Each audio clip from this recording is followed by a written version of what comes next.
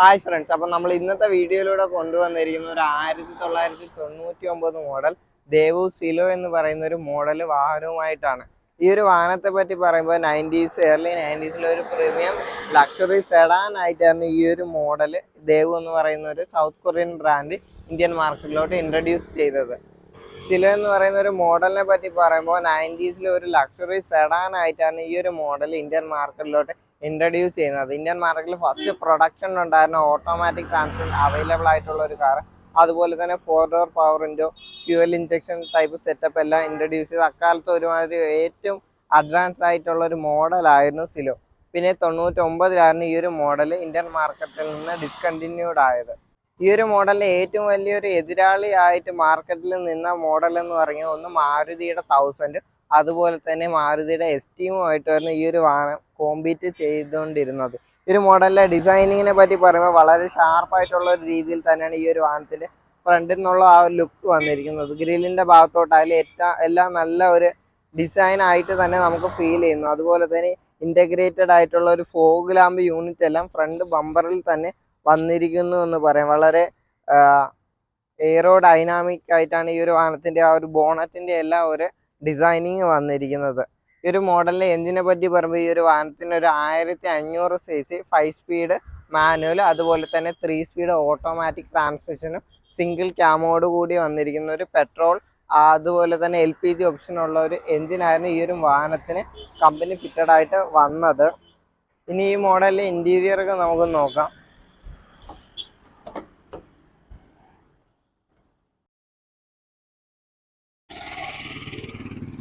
Beautiful ആയിട്ടുള്ള ഒരു designed ആയിട്ടുള്ള ഒരു ഡാഷ്ബോർഡ് ആയിരുന്നു ഈ ഒരു മോഡലിന് വന്നിരിക്കുന്നത്. അതിൽ തന്നെ നമുക്ക് RPM ഗേജ്, അതുപോലെ തന്നെ സ്പീഡോമീറ്ററിനുള്ള ഒരു സെറ്റപ്പ് എല്ലാം ഈ ഒരു മോഡലിൽ അന്ന് തന്നെ വന്നിട്ടുണ്ടായിരുന്നു. ഒരു 3 സ്പോക്ക് സ്റ്റിയറിംഗ് വീലാണ് ഈ ഒരു മോഡലിൽ വന്നിരിക്കുന്നത്. Gear box 5 speed gear box. അതിന്റെ പാറ്റേൺ എന്ന് പറയുമ്പോൾ നമ്മൾ ലിഫ്റ്റ് ചെയ്തിട്ടാണ് അതിന്റെ റിവേഴ്സിലോട്ട് എൻഗേജ് ചെയ്യുന്നത്. ഇതിന്റെ അടിയിലായിട്ട് ഇങ്ങനെ ഒരു ലിഫ്റ്റർ ഉണ്ട്, അപ്പോൾ അത് വെച്ചാണ് നമ്മൾ റിവേഴ്സിലോട്ട് ഈ ഒരു മോഡൽ എൻഗേജ് ചെയ്യുന്നത്. സീറ്റിന്റെ ഏരിയയിലോട്ടൊക്കെ നോക്കുമ്പോൾ ഫ്രണ്ട് ഡ്രൈവർ സൈഡ് സീറ്റിന് ഹൈറ്റ് അഡ്ജസ്റ്റ് ചെയ്യാനുള്ള ഒരു ഓപ്ഷൻ കൂടി ഈ ഒരു മോഡല് വന്നിട്ടുണ്ടായിരുന്നു. ഇനി സെക്കൻഡ് റോഡ് സീറ്റിങ്ങിനെയൊക്കെ പറ്റി നോക്കുമ്പോൾ സെൻട്രലായിട്ട് നമുക്കൊരു ആംറസ്റ്റിനുള്ള ഒരു പ്രൊവിഷൻ ഈ ഒരു മോഡലിൽ വന്നിട്ടുണ്ട്. അത്യാവശ്യം നല്ല ക്വാളിറ്റി ഉള്ള ഒരു ഫാബ്രിക് ടൈപ്പ് മെറ്റീരിയലാണ് ഈ ഒരു വാഹനത്തിന്റെ സീറ്റ് എല്ലാം വന്നിരിക്കുന്നത്. പിന്നെ കാലപ്പഴക്കത്തിൻ്റെതായ ഡാമേജുകളെല്ലാം എല്ലാ എലമെന്റുകൾക്കും പറ്റിയിട്ടുണ്ട്. പിന്നെ 90s സെഡാനുകളിലെല്ലാം വന്നിരിക്കുന്ന ഒരു സെറ്റപ്പായ ആഷ്ട്രേ ഒരു വാഹനത്തിന്റെ ആ സെക്കൻഡ് റോഡ് ഡോർ പാഡിലും എല്ലാം വന്നിട്ടുണ്ടായിരുന്നു. ഇത് ക്ലോസ് ചെയ്യാം. പിന്നുള്ള ഒരു ലുക്ക് നോക്കുമ്പോൾ വളരെ ബോക്സി ടൈപ്പ് ഒരു രീതിയിലാണ് ഈ ഒരു വാഹനത്തിന്റെ ബാക്ക് ബൂട്ടിന്റെ എല്ലാ ഒരു ഡിസൈനിങ് വന്നിരിക്കുന്നത്. അതിന്റെ സെൻട്രലായിട്ട് തന്നെ നമുക്ക് ആ ദേവുടെ ലോഗോ, ഇവിടെ ആയിട്ട് ദേവുടെ ഒരു ബാഡ്ജിങ്, സിലോയുടെ ഒരു ബാഡ്ജിങ് കൂടി നമുക്ക് കാണാൻ പറ്റുന്നതാണ്. ഈ ടെയിലാമിനെല്ലാം കാലപ്പഴക്കത്തിൻ്റെതായ ഡാമേജുകൾ ആണ് ഉള്ളത്. എല്ലാം വർക്കിംഗ് ആണ്. ബമ്പറിന്റെ ഏരിയയിലോട്ട് നോക്കുമ്പോൾ ഫ്രണ്ടിൽ കണ്ടതുപോലെ തന്നെ പുറത്തോട്ട് കുറച്ച് തള്ളി നിൽക്കുന്ന രീതിയിലാണ് ഈ ഒരു വാഹനത്തിന്റെ ആ ഒരു ബമ്പറിന്റെ എല്ലാം ഒരു ഡിസൈനിങ് വന്നിരിക്കുന്നത്. സെൻട്രലായിട്ട് തന്നെ നമുക്ക് ആ ഒരു നമ്പർ ബോർഡിന്റെ പൊസിഷനും ലെഫ്റ്റ് സൈഡിൽ ഒരു എക്സോസ്റ്റിനുള്ള ഒരു ടിപ്പ് കൂടി വന്നിരിക്കുന്നത് കാണാൻ പറ്റുന്നതാണ്. പിന്നെ 90s സെഡാനുകളിലെല്ലാം കാണുന്ന ഒരു ഫാൻസി ഐറ്റമായ പവർ ആന്റിനയ്ക്കുള്ള ഒരു പ്രൊവിഷൻ കൂടി ഈ ഒരു മോഡല് വന്നിട്ടുണ്ടായിരുന്നു. ബാക്ക് വിൻഷീൽഡിന്റെ ഏരിയയിലോട്ടൊക്കെ നോക്കുമ്പോൾ അതിനെ ഡീഫോഗനുള്ള ഒരു പ്രൊവിഷൻ എല്ലാം ഈ ഒരു മോഡല് വന്നിട്ടുണ്ട്. പിന്നെ ഒരു 57 ലിറ്റർ കപ്പാസിറ്റി വന്നിരിക്കുന്ന ഒരു ഫ്യൂൽ ടാങ്കാണ് ഈ ഒരു മോഡലിൽ വന്നിരിക്കുന്നത്. ഇനി നമുക്ക് ഈ ഒരു മോഡലിന്റെ ബൂട്ടൊക്കെ ഒന്ന് ഓപ്പൺ ചെയ്ത് നോക്കാം. ഒരു പ്രത്യേക ടൈപ്പാണ് ഇതിന്റെ ബൂട്ട് ഓപ്പൺ ചെയ്യാനുള്ള ഒരു സ്വിച്ച് ടൈപ്പ് മെക്കാനിസം ആണ്.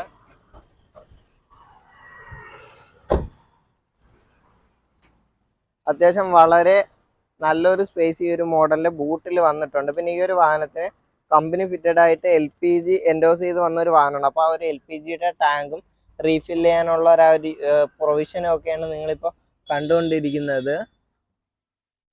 ഇതിപ്പോ കാലപ്പഴക്കം കൊണ്ട് ചെറിയ റസ്റ്റുകളെല്ലാം വന്നിട്ടുണ്ട്.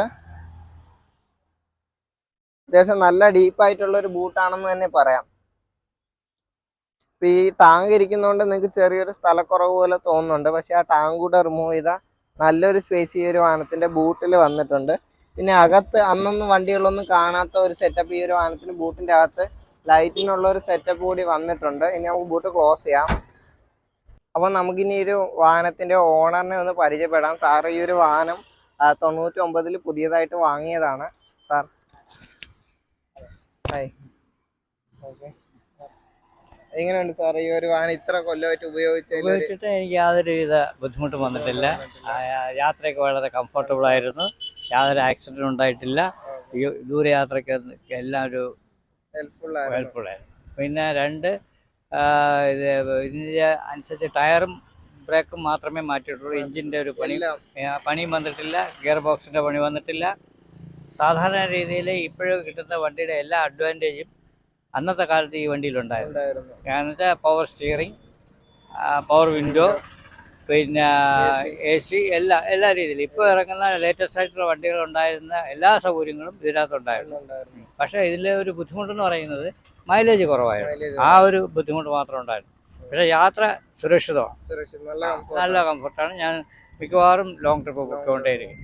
ഇതിനു മുമ്പ് സാർ ഏത് വണ്ടിയാണ് ഉപയോഗിച്ചോണ്ടിരുന്നത്? ഇതിനു മുമ്പ് ഞാൻ കോണ്ടസ് ആയിരുന്നു. ഹിന്ദുസ്ഥാൻ. അതിന് ഈ ബാൾ ബെയറിംഗ് ആയിരുന്നു ഓടിക്കൊണ്ടിരിക്കും. സസ്പെൻഷന് കംപ്ലൈന്റ് ഉണ്ടായിരുന്നു. ഒരിക്കൽ ആലപ്പുഴ വെച്ച് അത് ഒടിഞ്ഞു പോയി.